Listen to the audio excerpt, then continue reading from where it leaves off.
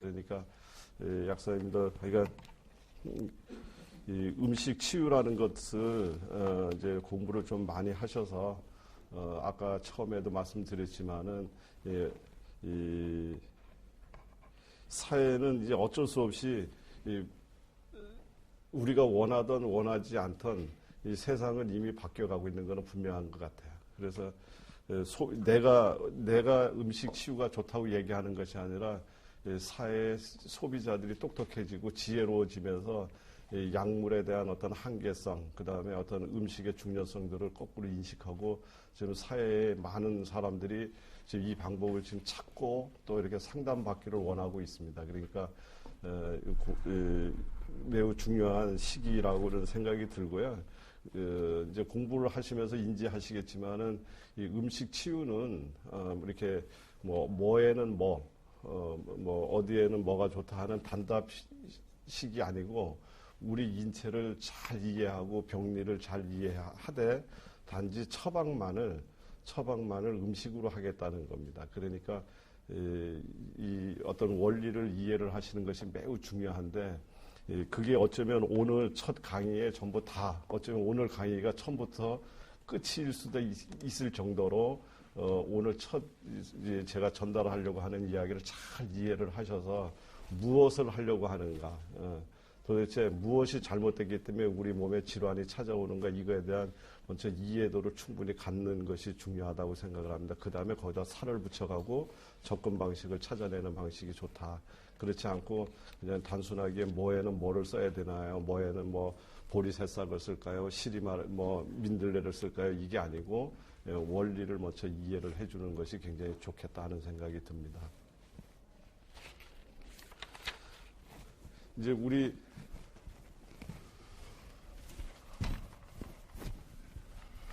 여태까지 우리가 알고 있는 영양학의 개념은 탄수화물, 지방, 단백질 하는 소위 이제 그 마크로 뉴트리엔트, 소위 그 거대 영양소에 모든 포커스가 맞춰져 있습니다. 그래서 탄수화물은 어쩌고 저쩌고 무슨 일을 하고 그게 과잉됐을 때는 뭐가 생기고 지방은 어떻고 단백질은 여기에 전부 다 포커스가 맞춰져 있다 그런다면 가만히 냉정하게 쳐다보면 이 3대 영양소는 가만 냅둬 놓으면 스스로 자기가 할 수 있는 일은 아무것도 없습니다.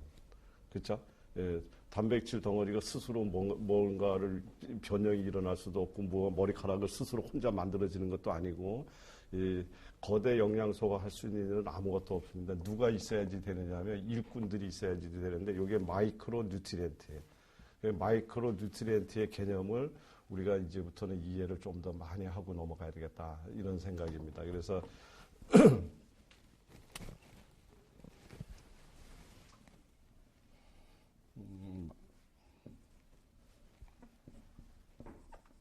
마이크로 영양소죠.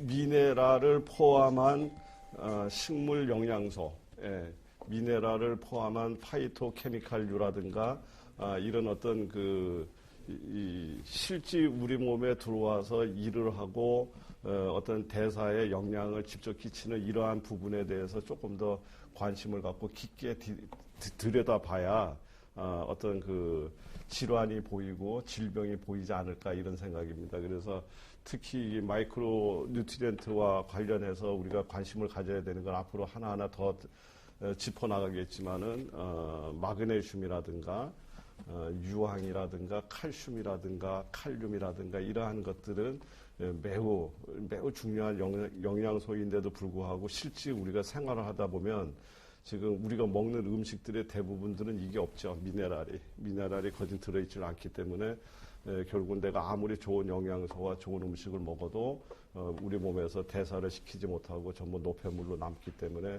많은 질환들이 생겨나기 때문에 이 미네랄의 개념에 대해서 약사님들이 철두철미하게 좀 더 깊게 들여다보고 어느 음식 종류에 어떤 미네랄이 들어있고 또 그러한 미네랄을 흡수를 잘하게 하기 위해서는 어떠한 방법을 써야지 되는가 하는 미네랄과 관련된 부분에서 좀 이해를 많이 하시는 것이 좋을 것 같다라는 생각이 하나가 있고요. 그다음에 순번이 사실은 약간 바뀐 것 같은데 또 중요한 개념 중에 프로바이오틱스의 개념을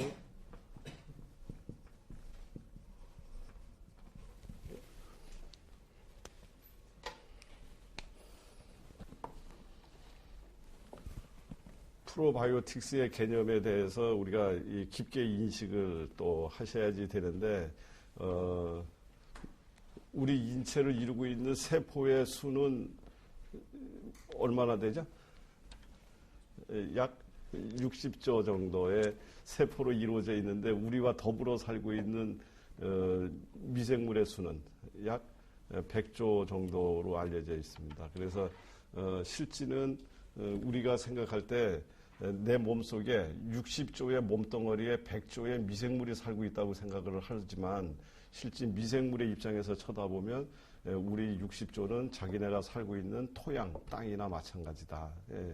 그래서 실제가 미생물이 잘 살고 미생물이 아주 건강하게 있는 땅은 비옥한 땅이 되듯이 또 미생물이 살 수 없는 땅은 죽음의 땅이 되듯이 우리 몸속도 마찬가지로 프로바이오틱스가 충분히 살고 있지 못하면 우리 몸은 죽음의 땅이나 사실 마찬가지입니다. 그래서 굳이 이야기를 하자면 나는 프로바이오틱스를 위해서 그러니까 유익 미생물을 잘 살게 만들고 유익 미생물은 지가 살고 있는 땅을 건강하게 가꾸어 나가라 이런 논리로 미생물을 쳐다봐야 되겠다 하는 거죠. 그래서 미생물에 대해서 관심을 많이 가져야 되는데 여태까지 우리 약사님들도 다 마찬가지지만은 이제 어느 시점서부터 미생물의 중요성들을 서로들 이야기는 하고 있지만 그래도 아직까지 어떤 질환을 쳐다볼 때 머릿속에 먼저 떠올리는 것이 프로바이오틱스가 아니고 다른 약물이라든가 다른 접근 방식을 먼저 생각하게 되는데 사실은 가장 먼저 머릿속에 떠올려야 될 대상이 프로바이오틱스입니다. 그래서 그 프로바이오틱스를 잘 살리려면 어떻게 할 것인가. 이제 이렇게 이제 봐야지 되는데 실제가 어린 사람의 건강한 어린 사람의 뱃속에는 약 100조 개가 거진 정상적인 프로바이오틱스가 있는 걸로 알려져 있는데 비해서 아주 건강한 노인분이라도 뱃속에는 프로바이오틱스가 100조가 아니라 훨씬 더 줄어들어 있다. 그러니까 다른 말로 이야기를 하면 다른 관점에서 보면 노화는 미생물의 감소와 연결되어 있다. 이렇게 생각하셔도 될 정도로 우리 질병과 매우 밀접하고 우리 몸의 건강과 매우 핵심적인 역할을 하는 것이 프로바이오틱스고요. 그래서 아마 5장 6부가 아니라 6장 6부의 하나의 장기로 쳐다봐야지 된다. 프로바이오틱스는 그렇게 이제 중요한데 여태까지 그 미생물이라고 하는 것은 이제 어떤 그 병원성 미생물에 대해서 주로 우리가 공부를 많이 하고 그쪽으로 더 많은 연구 자료들이 나와 있어서 미생물에 대한 이해가 전부 어떤 병원성과 이렇게 연관을 짓는 쪽에 조금 더 많이 포커스가 맞춰져 있고 얘네들이 실제 하는 일에 대해서 많은 어떤 이해도가 부족했었는데 약사님들도 아시다시피 한 몇 년 전이죠. 한 5년, 6년 전인가서부터 그 미국에서 본격적으로 우리 인체 내 미생물에 대한 어떤 그 이제 프로젝트죠. 미생물 군지 프로젝트를 세계 유수 대학들하고 같이 연구를 해서 엄청난 지금 연구 자료들이 지금 나오고 있는데 인터넷이나 이런 데 들어가서 자료를 검색해 보면 프로바이오틱스가 하는 일들에 대해서 상당히 아주 많은 자료들을 아주 뭐 하루가 멀다 할 정도로 새로운 자료들이 많이 지금 나오고 있습니다. 거기에 뭐 그거가 아니더라도 이 프로바이오틱스가 하는 일은 우리 인체에 필요한 일들의 대부분의 물질은 얘네들이 다 만들어주고 얘네들이 우리 몸의 건강 관리의 핵심적인 역할을 전부 프로바이오틱스가 한다 해도 과언이 아닐 정도로 얘의 역할이 매우 중요한데 실제가 우리가 생활하는 것을 가만히 이렇게 쳐다보면 프로바이오틱스를 어떻게 하면 못 살게 굴 것인가에 다 관점이 있는 것 같아요. 그래서 항생제 먹고 진통제 먹고 소염제 먹고 그다음에 방부제 섞여져 있는 음식물들 먹고 그다음에 화학 첨가물 들어가 있는 건 농약 들어가 있는 농산물 뭐 이런 것들을 먹으면서 우리 장 속에 있는 그다음에 식이섬유라든가 이런 것들이 부족한 인스턴트 식품들 뭐 이런 것들을 많이 먹으면서 프로바이오틱스를 굉장히 힘들게 만들어 놓는 이런 식생활이 원인이 돼서 결국은 질병으로 발전이 되는 이제 이런 것들이죠. 그래서 그 중에 이제 우리 약사님들 잘 아시는 이 장누수 증후군이라든가 이런 것들도 결국은 전부 프로바이오틱스하고 매우 밀접한 관련이 있죠. 그래서 장누수 증후군을 일으키게 만드는 것도 프로바이오틱스의 어떤 부족이라든가 얘네들이 없어지게 되면 이제 장누수도 생겨나고 이제 이런 것들이 생겨나는데, 그러니까 이 프로바이오틱스의 관점을 우리가 항상 꼭 잊지 말고 가져가셔야 된다는 거예요. 그리고 또 그 다음에 이제 우리가 면역이라는 이야기를 많이 사용을 하는데요. 면역은 소장의 부활입니다.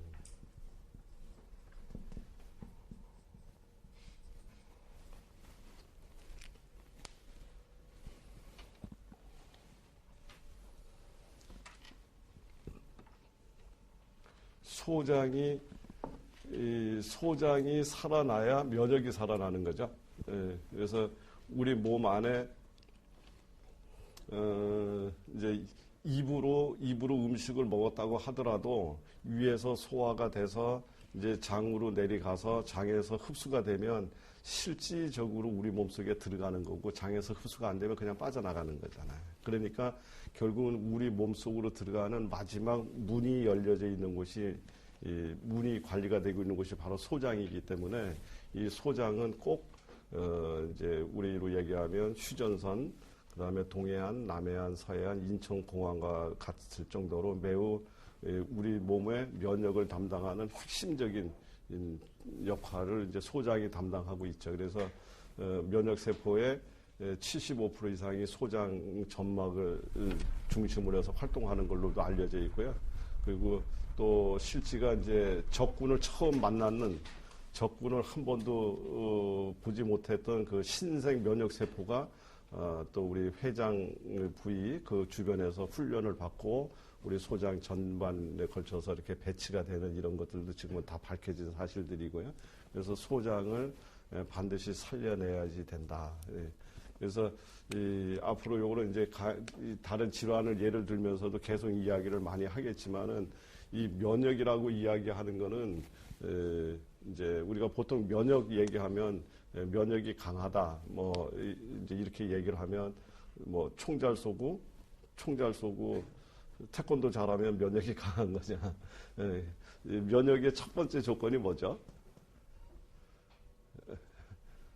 적군과 아군을 구분하느냐 못하느냐.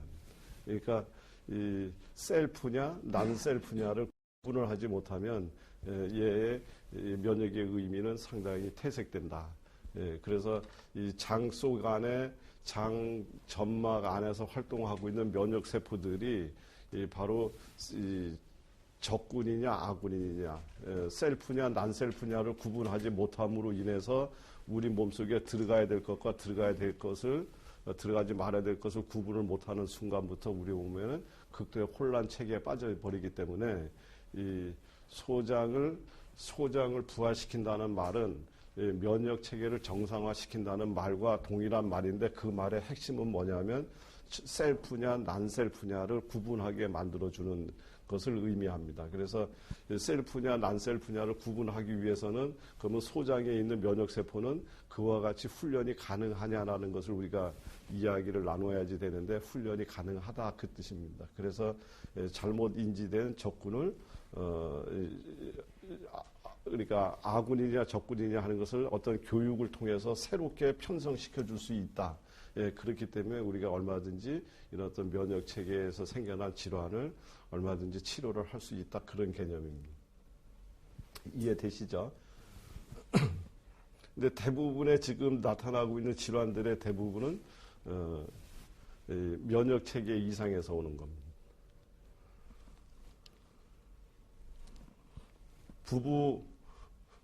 부부로 이제 한 식구로 살기로 했는데, 그래서 결혼했잖아요. 근데 맨날 부부 싸움을 해. 적인 줄 알고. 이게 자가면역 질환이에요. 그렇죠? 그럼 이제 그거를 어떻게 하면은 같은 식구라고 생각하고 같이 살자고 결혼을 했으니까, 그렇죠? 그런데 부부 싸움을 하면서 이제 적군으로 변했잖아. 이게 오동작 된 거잖아요. 그럼 얘를 다시 원래 처음 초심으로 돌아가게 만들어서 이제 잘 살게 만들어주면 이제 자가면역 질환의 치료가 된 거죠. 그 치료 어떻게 하면 될까요? 부부 싸움 맨날 하는 사람. 헤어지게 만들면 안 되고. 그래서 바깥에 이제 예를 들어서 밖에 밖이 시끌벅적해서 내다보니까는 남편이 동네 사람한테 두들겨 맞고 있는 거예요. 예, 동네 사람한테. 두들겨 맞고 있으니까 부인이 안에서 탁 쳐다보니까 저 왼수 같은 인간 오늘 진짜 임자 만나가지고 오늘 손 좀 대게 한번 하여간 버릇 좀 오늘 아주 그냥 좀 봤으면 좋겠다 이래고서 안에서 박수 치고 있을까요? 아니면 쫓아나가서 그래도 남편을 구해올까요? 예, 구해오겠죠. 구해오는 순간 이 부부의 생각은 바뀝니다. 여태까지 원수인 줄 알고 싸웠는데 원수가 아니고 지금 보니까는 가족이다라는 것을 새롭게 인식을 하면 그 순간부터 이제는 부부 싸움을 할 이유가 없어지겠죠. 그래서 최근에 이 면역 체계가 잘못된 것을 치료하는 방식 중에 이제 재미있는 사례가 있어서 제가 알려드리면 사람한테 돼지 편충화를 이제 자가면역성 질환이라든가 알러지성 질환이 걸린 사람한테 돼지 편충화를 먹이는 거예요. 그 돼지 편충화를 먹였더니 이게 이제 증상이 류마티스가 치료가 되고 루푸스가 치료가 되고 베스체트가 치료가 되고 아토피, 천식 이런 것들이 치료가 되는 거예요. 그래서 이제 그 시작의 출발은 위생 가설에서 출발을 했는데 그러니까 그것이 치료가 성공적으로 돼서 미국하고 독일에서 FDA에 2012년도에 승인을 지금 집어넣고 있는 상태의 치료 방식이 있습니다. 아마 멀지 않아서 캡슐 처리된 돼지 편충알이 나오지 않을까 이런 생각이 드는데 그 원리가 뭐냐면 지금 바로 그겁니다. 돼지 편충알이 들어오니까 돼지 편충알에 어떤 대단한 성분이 들어있는 것은 아니고요. 우리 몸에 있는 면역 체계가 집안 싸움 하다가 진짜 적군 만나니까 같이 힘 합쳐서 적군하고 싸우면서 이제 새롭게 어떤 면역 체계가 돌아오게 되는 이런 겁니다. 그래서 제가 그 예를 드는 이유는 뭐냐면 면역 세포는 이와 같이 훈련이 가능하다. 그렇기 때문에 음식 치료가 가능하다라는 이야기를 지금 하려고 하는 겁니다. 여기서 조금 더 깊게 한번 더 접근을 해보면 우리 그 약사님들 잘 아시는 대로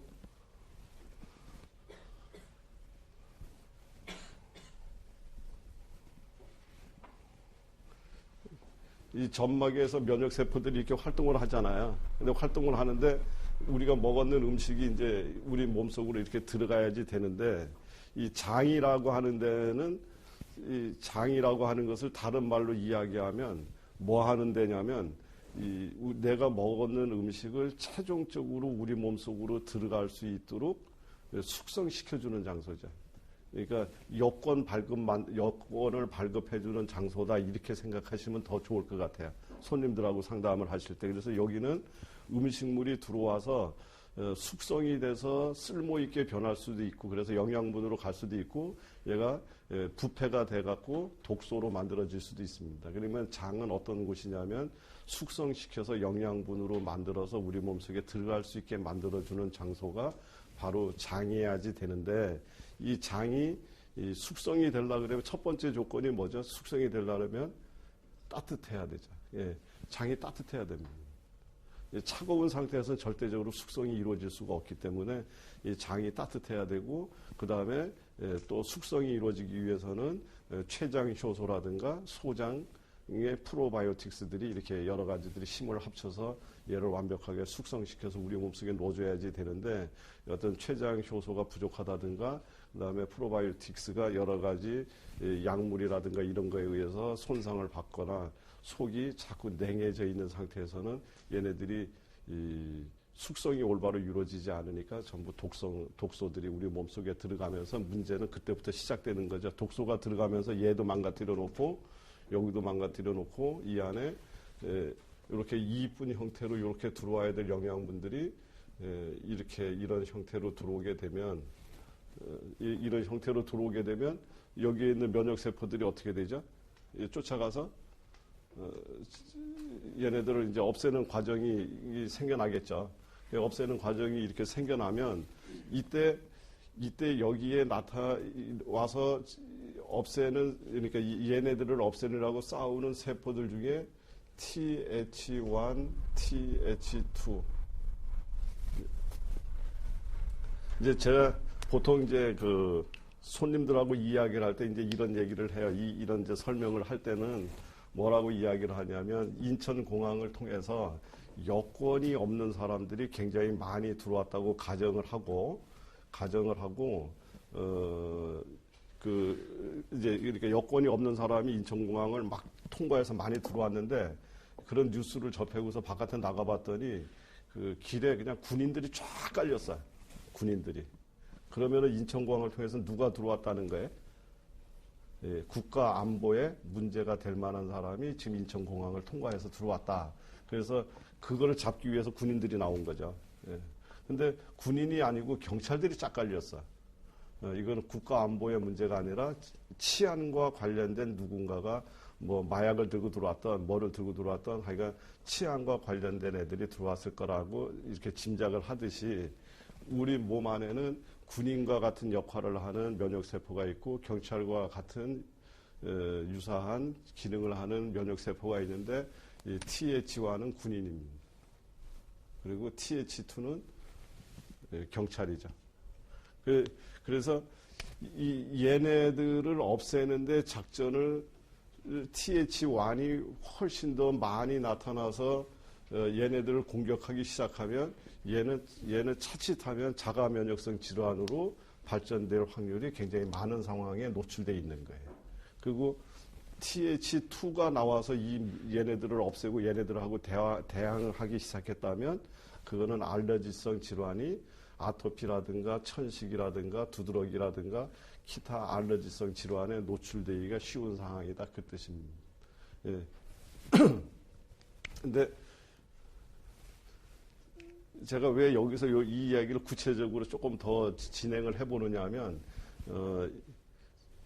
최근에 병의 형태는 틀리더라도 아토피가 생겼던, 천식이 생겼던, 류마티스 환자가 됐던, 전부가 여기에서 무너져서 대부분이 이러한 현상 속에서 우리 몸에 있는 그 면역 세포들이 반응을 하면서 생겨나는 질환들이 대부분이기 때문에 이 내용을 인식하는 것이 굉장히 중요합니다. 그래서 어떠한 질환을 만나던, 류마티스 환자를 만나던, 아토피 환자를 만나던, 제일 첫 번째는 장을 따뜻하게 하라는 말로부터 문제를 풀기 시작해야 돼요. 그리고 두 번째는 프로바이오틱스, 프로바이오틱스를 정상적으로 빨리 만들어 놓을 수 있도록 이렇게 하는 그런 뭔가의 접근 방식으로 설계가 돼야 된다. 그러면 TH1이나 TH2가 여기서 이제 활동을 막 늘려가지고, 얘네들이 이제 이렇게 해서 자가 면역성 질환으로 발전이 됐던, 이제 어찌됐든 간에, 요런 애들이 이제 활동량이 늘어나고 얘네들이 싹 제거가 되면 이제, 뭐예요?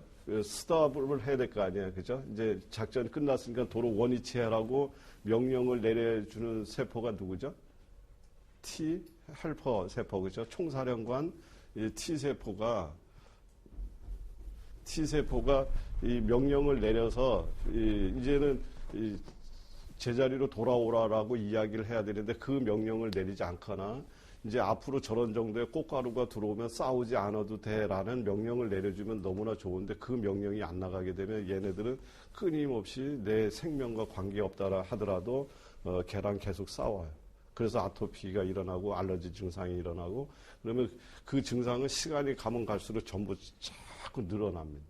늘어나고, 이 자가면역성 질환도 범위가 베체트로 시작한 것이 류마티스로 가고, 류마티스로 간 것이 신장염으로 가서 신장을 망가뜨리고 이러면서 전체적으로 계속 범위가 더 이렇게 넓어지는 양상을 보입니다. 그래서 이 T셀을 빨리 활성화를 시켜서 얘가 올바로 작동을 하게 만들어줘야지 되는데 이 T셀을 활성화시켜주는 방법은 약으로는 없어요. 약으로는 없는데 이 T셀을 활성화시켜주는 가장 핵심적인 역할을 주도적인 역할을 하는 애가 누구냐면 바로 프로바이오틱스입니다. 그래서 프로바이오틱스가 그렇게 중요합니다. 프로바이오틱스가 들어와야 T셀이 완벽하게 정상적으로 활성화가 되고 그 위에 이제 우리 약사님들 잘 아시는 흉선 호르몬 있죠. 흉선 호르몬이 활성화가 되게 되면 T셀 활성화가 잘 됩니다. 그래서 이제 물론 제재로도 어린 송아지 흉선 호르몬 제재들이 이제 이렇게 건강 기능식품으로도 나와 있지만 성인이 됐던 특히 어린 아이들 같은 경우에는요, 같은 상담이라도 손을 이렇게 따뜻하게 비벼가지고 흉선 부위에다가 따뜻하게 여기 흉선을 따뜻하게 데펴서 이렇게 마사지를 해준다든가 이런 이야기 한마디가 그 다른 약국에서 하는 것과 완벽하게 차별을 일으킬 수 있는 그런 것들입니다. 그래서 흉선 호르몬을 활성화시키고 프로바이오틱스를 잘 살게 만들어주면 이 T셀이 굉장히 잘 살아납니다. 그리고 나중에 공부를 조금 더 깊게 들어가다 나면 이 T셀을 활성화시켜주는데 브로콜리라든가 그다음에 파래라든가 뭐 이런 것들이 T셀을 결국은 그게 어떻게 면역 질환을 치료를 했는가 이렇게 찾아보게 되면 결국은 걔네들이 T셀을 활성화시켜 가지고 이런 면역성 질환을 치료하는 것을 알 수 있습니다. 그래서 이제 그런 것들을 이제 앞으로 접근해 가려고 하는 거다 이렇게 생각하시면 되고요. 어제 이제 저희 약국에 그 전에 제가 이야기 드렸던 준혁이라는 아이가 놀러 왔어요. 놀러 왔는데 이 준혁이라는 아이는 뭐냐면 저희 약국에 처음 왔을 때 재작년에 왔죠. 2년 전에 왔는데 콧줄을 끼고 왔던 애예요. 여기다가 콧줄을 끼워가지고 그거 왔을 때가 48개월 차 됐었는데 콧줄을 딱 껴갖고 왔는데 이제 한 12살, 12개월이나 뭐 그 정도쯤 돼 보이지 않았을까 제 짐작엔 그렇게 봤어요.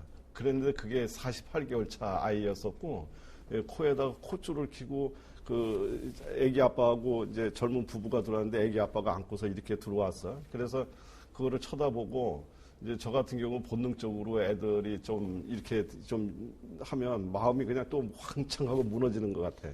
제가 어려서 우리 아이하고 하도 그런 씨름을 많이 해서 그래서 그런지 몰라도 애들만 그래가지고 들어오기만 하면 가슴이 막 내려앉아요.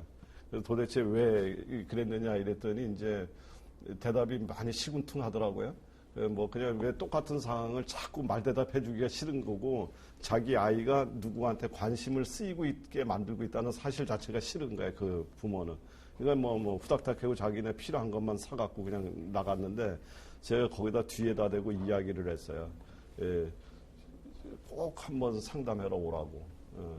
그래서 이제 했는데 나가서 나름대로 자기가 이제 어떤 사람들한테 물어봤거나 뭐 했겠죠. 그래 해고 나니까 그 약사가 그 개짜배기 약사니까 한번 상담해도 된다고 뭐 이렇게 긍정적인 답을 얻었는지 한 3일 정도 있다가 상담을 하러 왔어요. 와서 이야기 자초지종을 들어보니까 뭐냐면 태어나자마자 심장 판막증이 이제 생겨서 심장 판막 수술을 해주고 그다음에 그러니까 당연히 뭐를 먹었어요? 주사, 항생제나 이런 거 주사 맞았겠죠. 그래 맞고 심장 판막 수술을 했는데 젖꼭지를 물리거나 우유 꼭지를 물리니까 이거를 빨아 당기는데 여기 수술한 부위에 이가 굉장히 힘들어하는 거예요. 그러니까 병원에서 뭐라고 이야기를 했냐면 당분간만 이 코로 영양을 공급하자 이렇게 해갖고 이제 튜브로 영양을 공급을 시작하게 됐던 아이예요.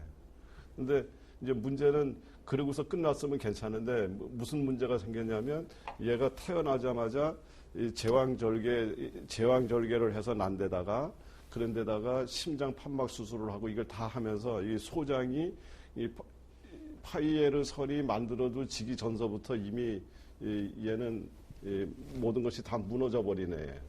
무너져 버리고 나니까 이제 면역에 극도의 혼란이 왔겠죠.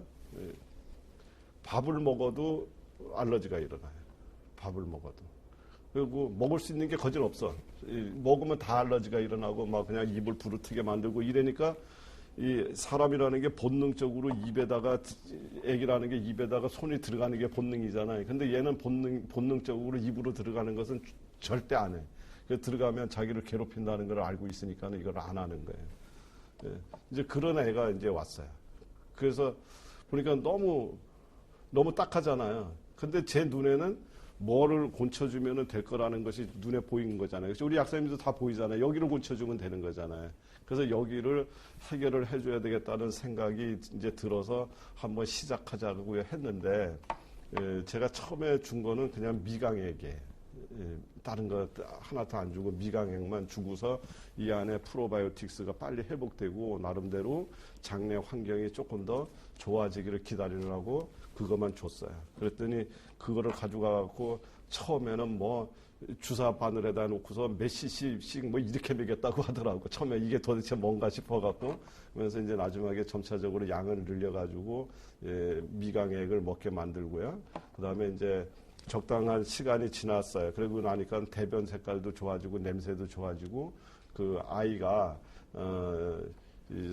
서울대 병원에서 그 아이를 위해서 특수 경장식을 만들어서 이렇게 이제 튜브로 공급하는데, 거기에는 쌀까지 알러지를 보이니까 줄 수 있는 게 거진 없잖아요.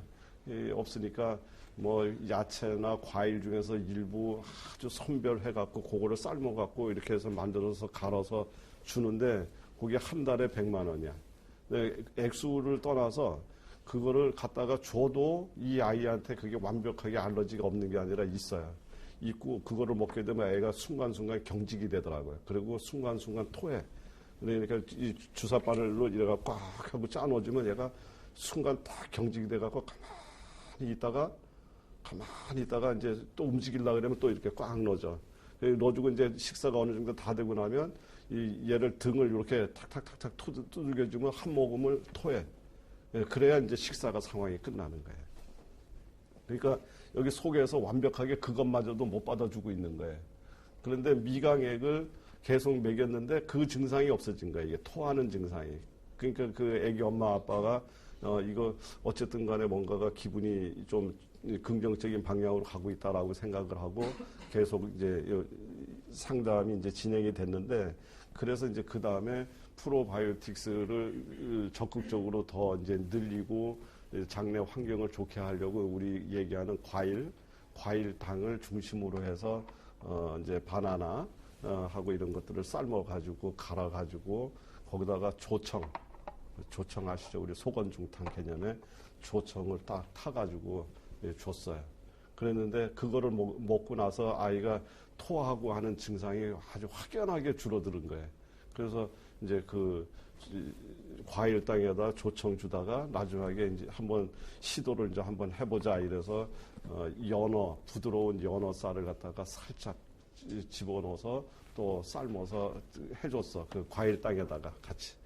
그랬더니 그것도 받아먹고. 그래서 그 다음에 참치, 그 다음에 닭가슴살, 뭐 이렇게 하면서 이제 단백질을 서서히 공급하면서 아이를 싹 했더니 그거를 전부 다 받아들이면서 이제 어느 정도 장이 완전히 복원됐다는 생각이 들더라고요. 물론 여기에는 이제 우리 생명죽이요. 생명죽도 일부가 들어갑니다. 그거는 뭐냐면 이제 나중에 그거 다시 다 할 거예요. 이 소장이 살아나려고 하면, 망가진 소장 세포가 살아나려고 그러면 프로바이오틱스라든가 이런 거 못지않게 또 중요한 거가 천연 단백, 식물성 천연 단백, 그러니까 화식이 아닌 생식의 의미가 조금 필요합니다. 그래서 그 생명죽을 또 해서 갈아가지고 거기다가 좀 섞어주는 형식으로 이렇게 접근을 했는데, 얘가 쌀에도 알러지를 보이던 애인데 생명죽에 쌀이 들어있거든요.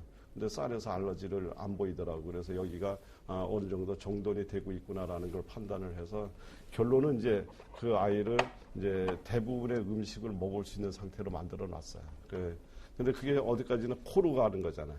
코로 튜브로 집어넣는 거잖아요. 근데 그 아이가 만약에 코로 넣지 않았더라면 어쩌면은 이 게임은 성공을 못했을 가능성도 있습니다. 이게 왜냐하면 그 아이가 처음서부터 너무 입으로 집어넣는 거에 대해서 완강한 거부를 하고 있어서 이 방법이 없을 수도 있어요. 그래서 가끔 가다 보면 어린아이들을 치료하려고 할 때 음식을 먹여야지 되는데 먹이질 못해서 잘 안 되는 경우도 사실 있습니다. 그러니까 근데 이 아이는 튜브로 했었기 때문에 걔가 선택권이 없어. 그냥 집어넣어주면 들어가는 거니까.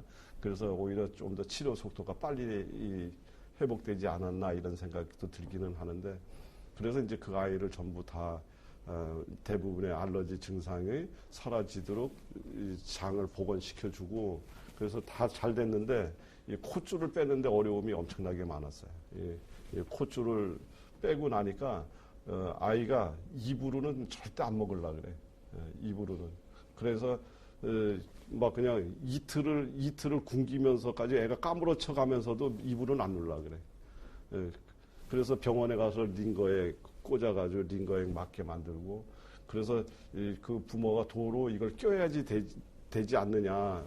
지금 아이가 너무나 입으로 먹는 거에 대해서 완강한 거부를 하니까 이걸 어떻게 하면 좋을까 하길래 그 아이를 데리고 오라 그래갖고 저희 상담실이 요거 한 요 정도 돼요. 그래서 거기를 물을 한 컵을 이렇게 떠들고 걔 엄마 보고 들고 있으라 그러고 애를 들고서 여기를 뱅글뱅글 한 대바퀴 더 돌았어. 걸음도 못 걷는 애가 그냥 기뚱기뚱 하는 것 같다가 이렇게 한 대바퀴를 돌렸더니 힘들잖아요. 갈증이 나잖아요. 그죠? 그래서 입에다가 물을 이렇게 댔더니 그거 물을 얼떨결에 이거를 삼키더라고요. 그래서 됐다. 그러니까 이 별의별 방법을 다 했어요. 그러면서 내가 이런 음식 치유의 방법을 몰랐더라면, 또 대한민국 약사 중에 아기를 이렇게 붙잡고 물을 먹이기 위해서 이렇게 방안을 5바퀴, 6바퀴 돌아가는 약사가 있을까 이런 생각도 해보고 내 혼자 그냥 이랬던 생각이 나는데, 그래 결국은 그렇게 해서 끌고 돌아다니면서 아이가 어쩔 수 없이 물을 마시게 만들고 이런 방법을 통해서 이제 먹는 것을 에 대한 경계심을 이제 풀어내는 데까지 성공은 했는데, 문제는 뭐냐면 입에다가 갖다가 댔는데 이거를 갖다가 씹지를 못해. 대는 것까지는 하는데 물 같은 거 유동식은 넘기는데 씹는 거를 못해요. 왜 그러냐면 48개월이라는 시간 동안 여기를 쓰지를 않았기 때문에 저작근이 사라진 거예요. 그러니까 또 안타깝잖아요. 그냥 산 넘어 또 산이잖아. 그래서 또 물리 치료하는 사람하고 협의를 해서 여기를 갖다가 매같이 마사지게 하게 하고 입을 안고서 이렇게 하기도 하고 별짓을 다 해가지고 하는데도 이게 씹는 게 그렇게 어렵더라고요. 어렵고 그냥 갖다가 대충 삼켜. 그러니까 마시는 거는 잘 마시는데 이렇게 씹는 거는 어떻게 넘겼는지 모르게 그냥 넘어가 버리고 이제 이런 식이 돼버렸어요. 그랬는데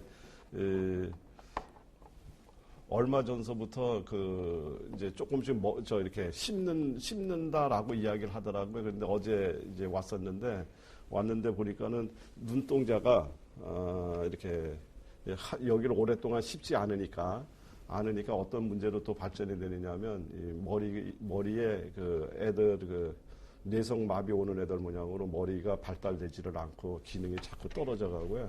눈이 사시가 돼가. 이렇게 사시가 돼가고 그리고 언어 능력이 없죠. 언어 능력이 없고 이제 이런데 얘가 이제 씹기 시작하면서 눈동자가 바로 잡혀. 참 신기하더라고요.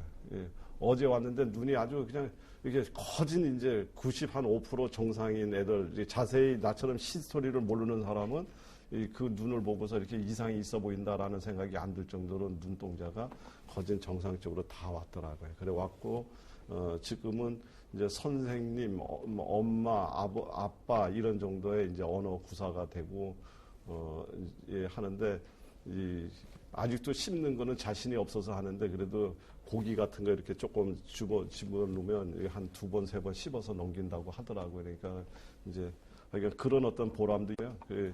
제가 왜 그런 긴 얘기를 드렸느냐면 이 대부분의 질환의 시작이 여기입니다. 여기이기 때문에 이거를 복원시켜 주는데 절대적으로 이 프로바이오틱스라든가 어떤 이 점막을 살려내기 위한 이런 접근 방식, 그다음에 얘네들을 면역 세포들을 훈련시키는 방식, 이런 것들은 약으로 할 수 있는 부분이 아니라 음식이 아니고선 할 수가 없는 방법이거든요. 그래서 음식이라 해야지 약이 된다는 거죠. 예. 그래서 이제 이런 얘기에 대해서 더 이제 깊게 이제 접근해 들어가려고 지금 생각을 합니다. 그거 하려면 기간이 어느 정도? 지금 만 2년이 안 됐습니다. 지금 10월 달이 오면 만 2년 돼요. 치료를 받는지? 예, 예. 그럼 지금 한 4살, 5살? 예, 지금 5살. 그런데 이 걸음 걷고 하는 게 중심이 완벽하게 섰어요. 그리고 유아반에 5살 또래반에다가 그냥 집어넣었어요. 그 배려를 해줘서. 상대적으로 키는 많이 아직도 신체가 작은데 절대 싸움에서 안 진대. 그래서 지 엄마가 와서 나보고 얘기하는 소리가 주사를 하도 많이 맞아서 그런가, 애가 독해서 그런가 절대 안 진다. 그래서 좋아갖고 아주 좋아갖고 그래서 대충 씹어 삼키는 거는 설사나 맥살이나 뭐 이런 거. 예, 지금은 아주 대변도 아주 좋고요. 그래서 지금도 계속 미강하고 이제 우리 이제 과일로 삶아서 만드는 과일당 방식 뭐 이런 걸로 해서 계속 지금도 하고는 있는데 얼마 전서부터 음식 맛을 알아서 그런지 고기를 더 좋아한대. 그렇다고 음식 좀 골라 먹고 뭐 이래도 한다고 그러면서 거진 정상으로 다 돌아왔더라고요. 그래서 너무 어제 참 기분이 너무 좋았던 생각이 나는데. 그 다음에 이제 세포의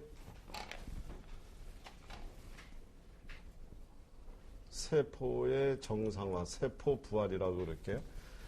이제 우리 기능적으로는 위에서 음식을 먹어갖고 입에서 음식을 먹어서 위에서 소화가 돼서 장에서 흡수가 돼서 이제 이게 들어가서 우리 몸속에 커다란 하나의 메커니즘이 움직여지지만 이 하나의 채소 단위 세포로 들어가게 되면 세포가 각자의 자기 기능을 회복하고 있지 않고서는 또 이 세포 단위 안에서도 적군이냐 아군이냐 아니면 어떤 그 세포 주변 환경에서 일어나고 있는 문제들을 세포가 올바로 인지를 하지 못하면 인지를 못하게 되면 또 세포 차원에서 병이 또 시작되는 거죠. 그래서 내가 받아들여야 될 것과 받아들이지 못할 것, 또 버려야 될 것, 그리고 세포 주변에 나타나 있는 어떤 박테리아나 바이러스라든가 어떤 세포 환경을 위협하는 요소들로부터 세포가 정확한 정보 처리를 해줘야지 되는데 얘가 그런 정보 처리의 기능을 상실하게 되면 또 세포 차원에서 질병이 시작이 됩니다. 그러면 이 세포 부활과 관련돼서 우리가 생각할 수 있는 가장 핵심적인 물질은 뭐냐면 엽록소입니다.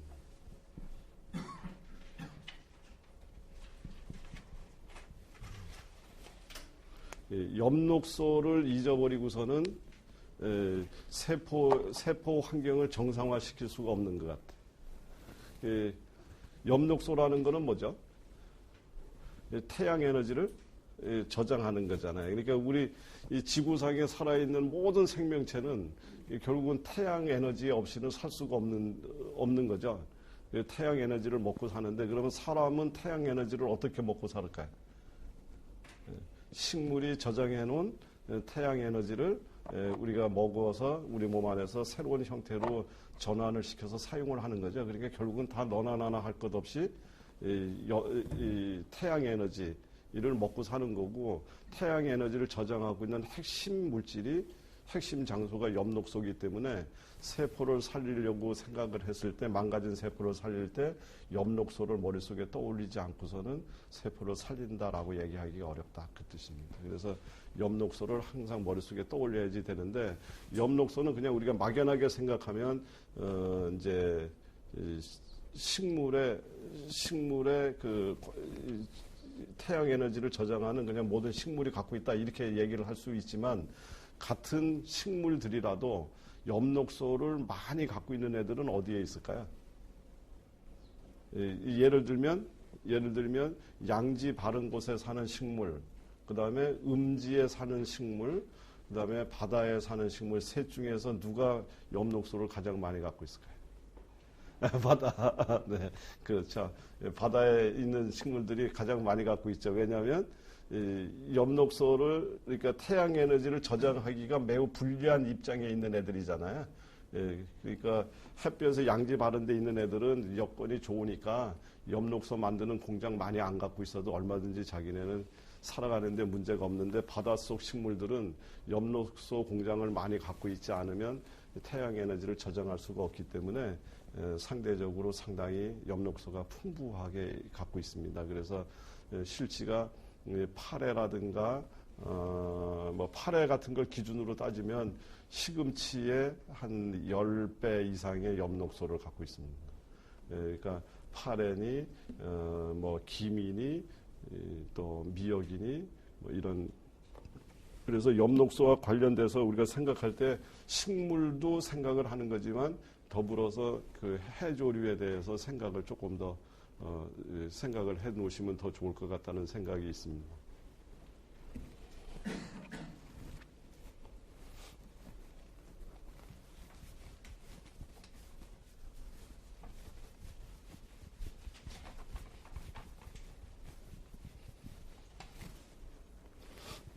이제 공부를 하시면서 이 자연을 쳐다보는 이해를 이제 자꾸 이렇게 조금 더 폭을 넓혀 놓으면 조금 더 재미있게 이렇게 자연이 이렇게 보이는 경향이 있는데요.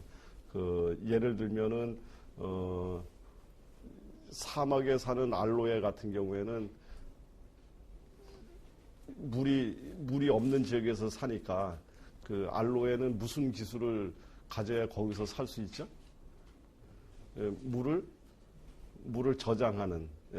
그래서 모든 식물들은 자기 환경에 적응을 해가면서 이제 살아가는데 각자 환경에 적응하기 위해서 필수적인 어떤 그 기술들을 이제 하나씩 이제 갖고 있는데 그 중에 사막에 사는 애는 물을 저장하는 능력을 갖고 있지 않으면 살 수가 없듯이 거꾸로 물 속에서 사는 애들은 미나리나 연뿌리 같은 거는 연근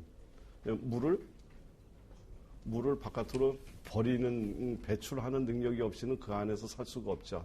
그래서 이제 그런 것들을 쳐다보면서 우리가 식물로부터 어떤 도움을 얻을 것인가를 이렇게 판단을 하게 되면 굉장히 더 이게 좀 편안하게 이제 활용할 수가 있는데요. 특히 그 이제 바다 속에서 사는 애들은 무슨 기술을 갖고 있을까요? 염분 배출 능력이 큽니다. 그래서 이 바닷속에서 살고 있는 이 모든 것들, 특히 이제 미역, 김, 다시마 이런 것들은 바로 염분 배출 능력을 갖고 있습니다. 그러니까 지금 짜게 먹는 것이 싱겁게 먹는 것이 중요한 것이 아니고 싱겁게 먹는 것이 중요한 게 아니고 우리 몸에 잉여 염분을 바깥으로 내쫓는 것이 더 중요하거든요. 근데 그 내쫓는 도움을 누구한테 받는 것이 가장 확실한 방법이냐면 바다에서 사는 해조류한테 도움을 받으시면 염분 배출 능력이 매우 뛰어납니다. 그래서 이 미역이 이 염분 배출, 염분과 관련돼서 혈압이 올려 있는 사람이라면 그냥 바로 미역, 김, 다시마 이 자체가 혈압약이에요. 8회 이게 다 그냥 혈압약이 됩니다. 그래서 이론상으로 검토를 해봤더니 그 안에 있던 칼륨과 무슨 성분으로 염분 배출을 시켰느냐 하고 조사를 해보니까 칼륨과 마그네슘의 도움에 의해서 염분 배출 능력을 갖고 있었던 거죠. 그래서 그거 칼륨이 많은 육지 식물들이나 과일을 보니까 바나나나 감자나 토마토에 칼륨이 많으니까 그 얘네들도 염분 배출 능력이 뛰어나다 이렇게 이제 우리가 자꾸 이제 가면 되는데 그냥 우리가 자연스럽게 이해를 할 때 바다에 있는 애들은 염분 배출 능력이 매우 뛰어난 애들이고 또 엽록소를 상당히 많이 갖고 있는 그러한 물질이다라는 것 정도만 이해를 하셔도 해조류에 대한 이해가 굉장히 좋아지실 것이다. 그래서 염분 배출 능력이 매우 뛰어납니다. 참조로 이 칼륨은요, 우리 여기 세포가 이렇게 있으면은 칼륨은 세포 어디에 있죠? 세포 안박 칼륨. 세포 안에는 칼륨이고 바깥에는 나트륨이죠. 나트륨인데 얘가 이 자리를 뚫고 들어가 갖고 이 나트륨이 이 안으로 세포 내로 너무 유입이 많이 되게 되면 혈압이 올라가고 이제 문제가 되니까 여기를 못 들어가게 막아야 되잖아요. 그죠? 예, 그리고 얘를 이리로 못 들어가게 하고 여기 있는 이 세포 외액에 돌아다니는 나트륨을 전부 끌어 모아서 불필요한 애들을 바깥으로 내쫓게 만들어주는 그 힘이 누구한테서 나오냐면 칼륨한테서 나오죠. 예, 그러니까 다시 이야기 드리면 신장과 방광과 요도는요, 이 나트륨이 지나가는 길입니다. 신장과 방광과 요도, 전립선 여기 이 관은 나트륨이 지나가는 이 관인데 나트륨이 지나가기 위해서는 누가 많이 들어와 줘야 되냐면 칼륨이 들어와서 얘를 밀어내면 돼요. 예, 그러면 신장, 방광, 요도도 건강해져요. 그러니까 이 방광염이 자주 걸린다, 뭐 아니면 신장에 염증이 생긴다, 뭐 여자분들 중년에 생겨나는 오줌 소태라고 이야기를 하면서 염증 자꾸 생겨나고 이러는 것들도 실제 해보시면 이렇게 이제 이 칼륨이 풍부한 음식 이런 거에다가 예를 들어서 우리 지금 이제 나중에 공부하게 됐지만은 우엉이라든가 이런 걸 끓인다든가 아니면 사과, 바나나 뭐 이런 어떤 과일들을 삶아서 삶게 되면 그 물에 뭐가 많아요? 칼륨이 많죠. 칼륨이 많으면 그 물에다가 간장을 조금 섞어서 나트륨을 첨가한 상태에서 이렇게 먹게 만들어주면 결국은 그 나트륨은 칼륨의 힘으로 신장, 방광, 요도를 향해서 배출이 돼버리기 때문에 신장, 방광, 요도 쪽은 그걸로 인해서 건강을 찾고 그 다음에 우리 몸 안의 세포 내 환경은 정상적으로 이렇게 만들어지게 되는 이제 이런 것들을 우리가 얼마든지 응용할 수 있다.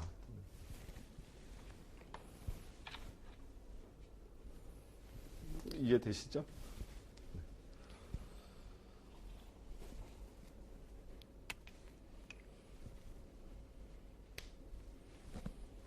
그 다음에 이제 이 치료하고 관련돼서 생각할 수 있는 게 이제 뭐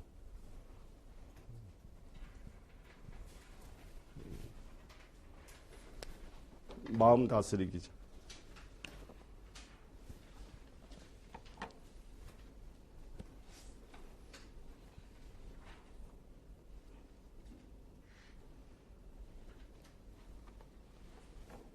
마음 다스리기라는 말은 상담할 때 참 상당히 중요하게 사용되어져야 되는 말들이고요.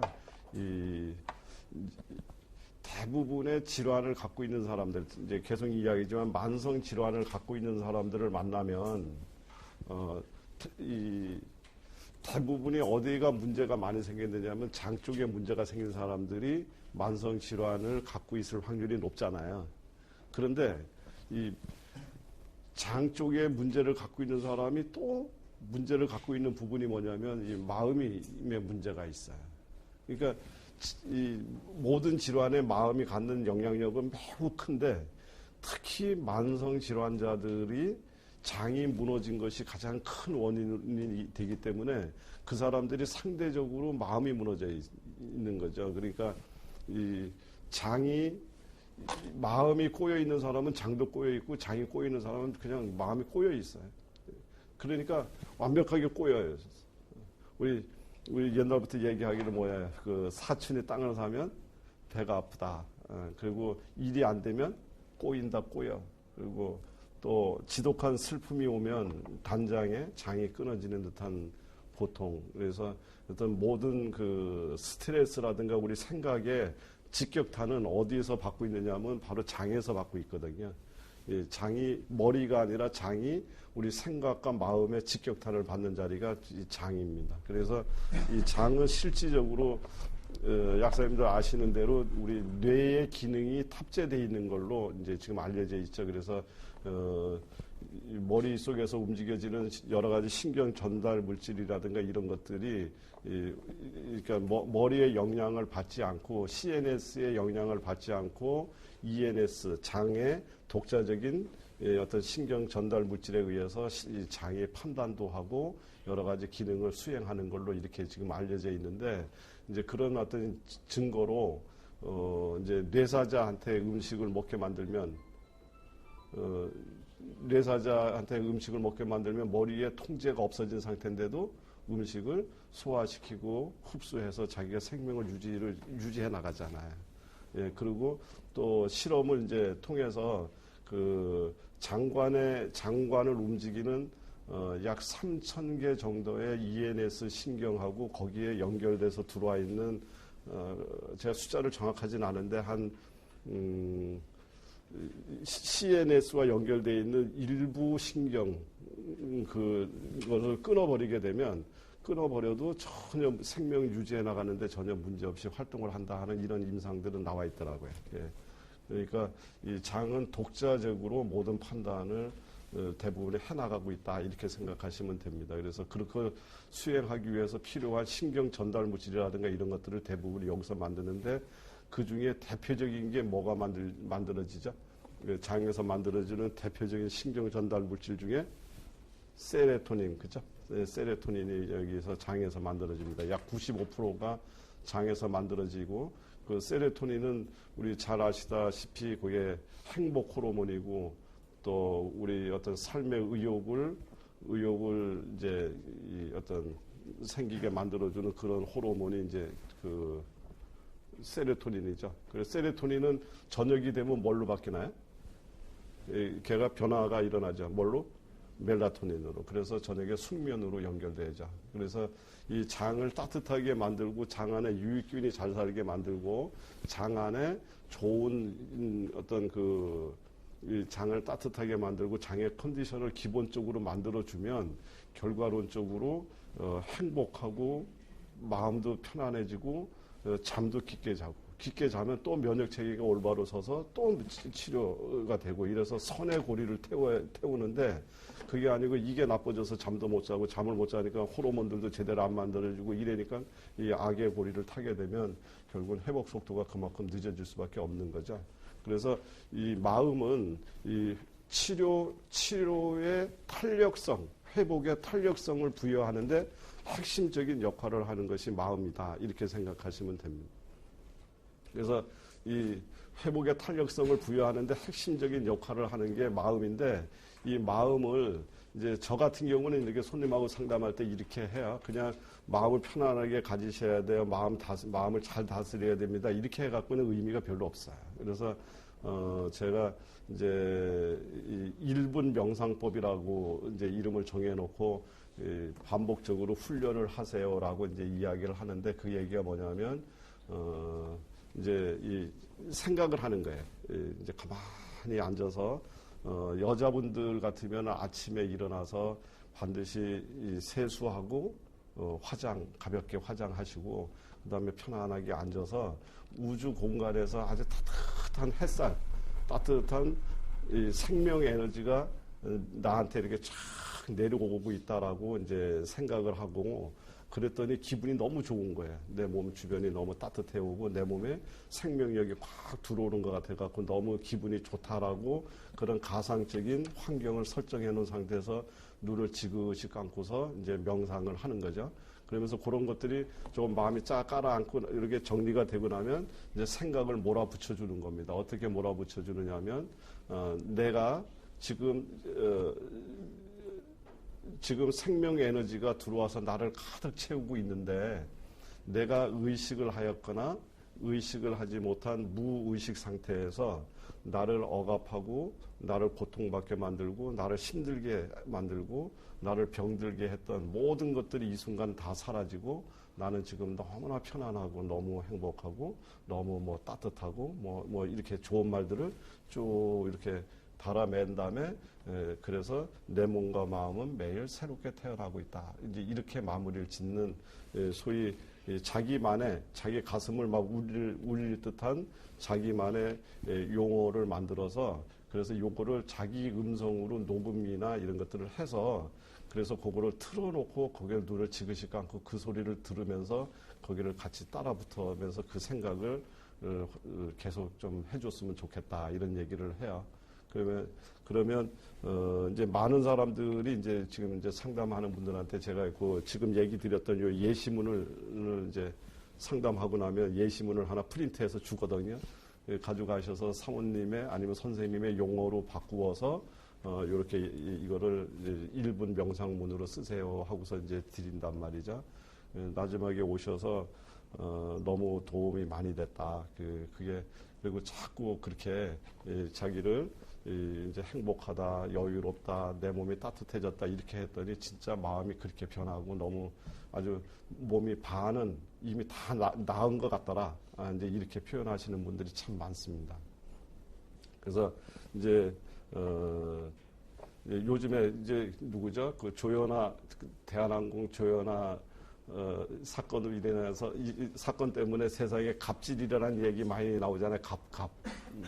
근데 이제 이 세상을 나라는 인생이 사는데 그러면 내가 살았으니까 갑은 나잖아요. 그죠? 근데 가만 보면 내가 갑인 적이 없다 이거죠. 갑이 아니고 세상이 나를 그냥 끌어버린 거잖아요. 그죠? 세상이 나를 그냥 그렇게 끌어서 어느새 이 나이 먹게 만들고 어느새 그리고 돌이켜보면 뭐 했는지 하나도 기억도 안 나고 이제 이게 우리네 인생 살아 그런다면 그러면서도 내가 갑의 자리로 가기에는 매우 어려워요. 왜냐하면 세상이 안 바뀌거든. 그런데 내가 이 갑의 자리로 갈 수 있는 가장 좋은 방법 중에 하나는 지금 조금 전에 이야기 드렸던 1분 명상법인 것 같아요. 그래서 내가 나한테 매일같이 여유롭다라고 내 머리에다가 강조를 시켜줬더니 이 세상이 여유롭게 보이는 거예요. 그리고 내가 행복하다고 내 머릿속에다가 집어넣어줬더니 그냥 세상이 행복해 보여.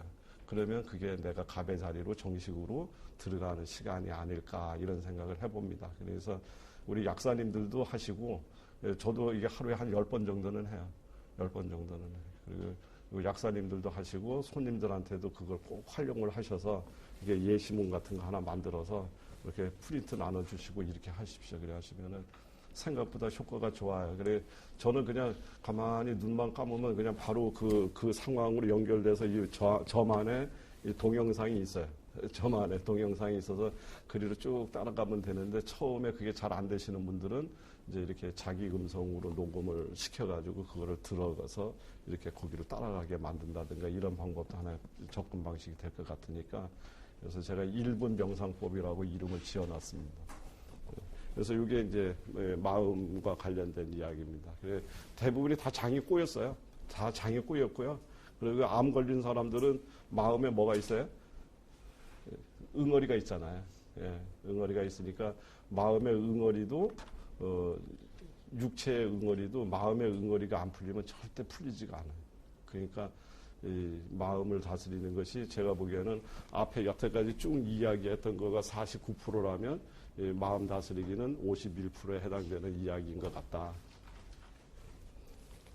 손님하고 이제 마음 이야기할 때 이제 이런 이야기도 해요. 그냥 참조로 상담하실 때 우리 약사님들이 이제 그 공부도 많이 하시고 전부 다 잘 하시는데 이제 문제는 제가 이렇게 여러 약사님들 만나고 이제 보면서 이거를 약국에서 활성화를 못 시키는 가장 중요한 장애 요인 중에 하나가 상담력이 약하신 것 같아요. 예, 그죠? 상담을 빨리 그 손님의 눈높이로 바꾸어서 그 사람들이 알아듣는 용어로 이렇게 이해를 해서 쫙 같이 이렇게 호흡을 하고 끌고 나와야 되는데 그 부분에서 물론 시간적으로도 또 공간적으로도 제약을 받기 때문에 이제 쉽지 않겠지만 어쨌거나 그런 연습들을 조금 많이 하셔야지 되지 않을까 하는 생각이 있습니다. 그래서 저 같은 경우에는 그 전에 뭐 한꺼번에 욕심을 냈던 건 아니고요. 세월이 오래 걸렸지만은 뭐 하다못해 연속극을 보다가 말고 재미있는 장면이 하나가 나왔는데 그 장면에 어떤 용어라든가 어떤 이거를 내가 저거 참 괜찮다 이런 생각이 들면 그거를 꼭 메모를 해놨다가 그 상황이 오기를 기다렸어요. 그러니까 손님 중에 이 상황과 일치되는 사람이 나타나는 순간 이제 그걸 써먹는 거예요. 신문 기사를 보고서도 이걸 내가 써먹어야 되겠다. 어디 책을 보다도 써먹어야 되겠다 하고 하는 것은 반드시 별도로 딱 해놨다가 억지로 만든 것이 아니라 그 상황을 기다리면 그 상황이 와요. 그럼 그때 그것을 딱 써먹으면서 내 걸로 탁 만들어 놓고 이래서 지금도 제가 이렇게 인용하고 있는 말은 무슨 책 어디에서 인용이 됐다를 대부분이 찾아낼 수 있을 정도로 이렇게 무슨 책 몇 페이지 정도에 가면 무슨 용어가 있다. 이게 지금 다 나와 있을 정도로 그걸 수도 없이 노력을 했습니다. 그랬더니 이제 어느 시점이 지나가니까 이제 손님들하고 대화하는데 조금 많이 편해지고 손님들 용어로 이야기를 하니까 이해가 빨라지니까 그러니까 훨씬 더 좀 대화하기가 좀 상담하기가 편했던 것 같다는 생각이 있습니다. 그래서 그런 상담력을 약사님들이 자꾸 키워나가시는 것이 좋을 듯 싶은 생각이 있습니다. 그래서 이런 마음 이야기 할 때도, 어떤 얘기들을 이제 제가 또 인용하는 말이 있느냐 하면, 밀가루 반죽을 해서, 붕어빵 넣는 기계에다가 넣으면 붕어빵이 나오고요.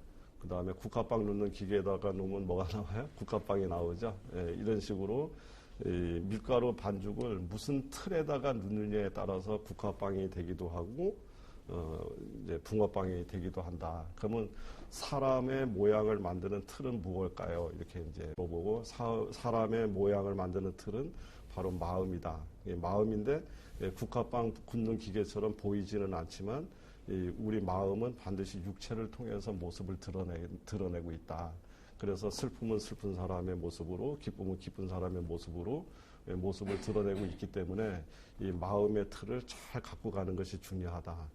세포 하나하나가 마음의 틀 속에 담겨서 모양이 만들어질 것은 분명하니까 이렇게 해서 이 재료, 그 마음의 틀 속에다가 집어넣는 재료는 좋은 음식과 내 몸에 길들이게 할 그런 이제 앞으로 내가 상담하면서 음식 안내를 해줄 건데 그거가 바로 밀가루 반죽으로 갖다 채우듯이 바로 그 반죽 이야기를 할 거고 그 다음에 마음 다스리기는 그거를 담을 그릇 이야기니까 그릇을 이쁘게 잘 만들면 더 이쁘게 잘 당긴다. 뭐 이런 개념으로 제가 손님들한테 이야기를 해줍니다. 그러면 대부분의 사람들이 그 말들을 잘 이해를 해요.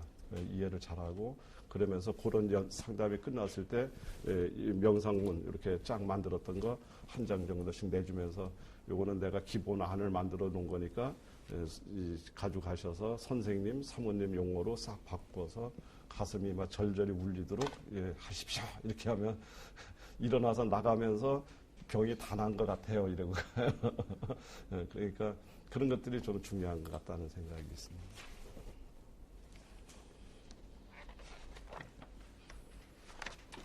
일단 여기까지 하고 조금 쉬었다가 네.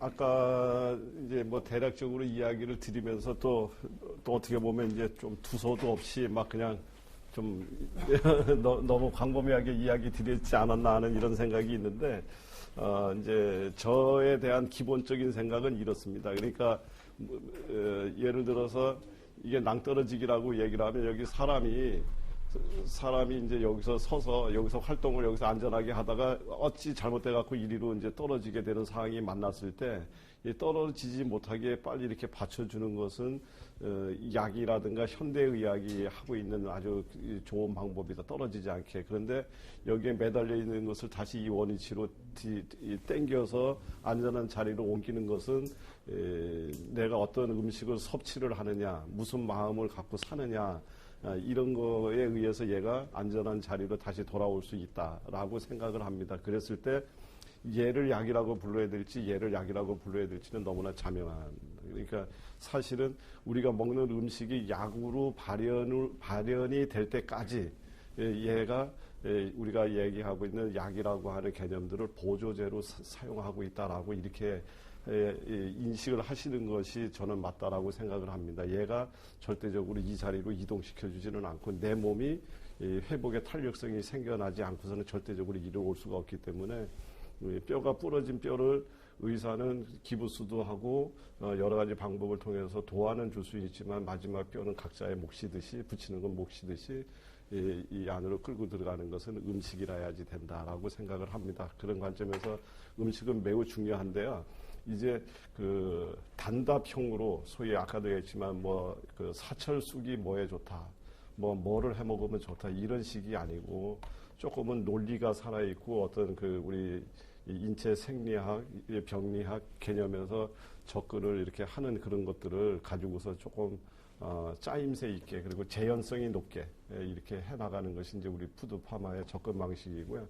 그렇게 하려고 그러면 몇 가지 전제 조건이 따르는데 그 중에 하나가 실제가 그 식물들을 보는 눈을 조금 이제 뭐 약사님들이 병리라든가 이런 것들을 이제 많이 이제 갖고 계시니까 그런 거는 이제 제가 부언을 안 한다 치더라도 어떤 그 자연을 쳐다보는 시각을 조금 더 키우면 훨씬 더 도움이 됩니다. 그래서 이러한 식물들이 어떠한 특성을 갖고 자랐을까, 그리고 지금 현재 저렇게 생겨 있는 것들은 어떠한 특성을 갖고 있어서 우리가 질병의 용도로 우리 건강을 회복시킬 때 쟤한테 무슨 도움을 받을 수 있을 것인가, 이런 것들이 이제 그 영양학적이라든가 분석학 다 이렇게 나와 있지만 그런 걸 떠나서 그냥 아까 이야기 드렸던 대로 얘는 수생식물이니까 아마 수분 배출 능력에 매우 도움이 될 거다라든가 바닷속에서 오내니까 엽록소라든가 아니면 여러 가지 칼륨이라든가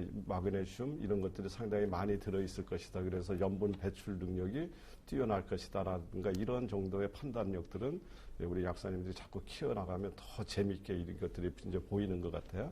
그래서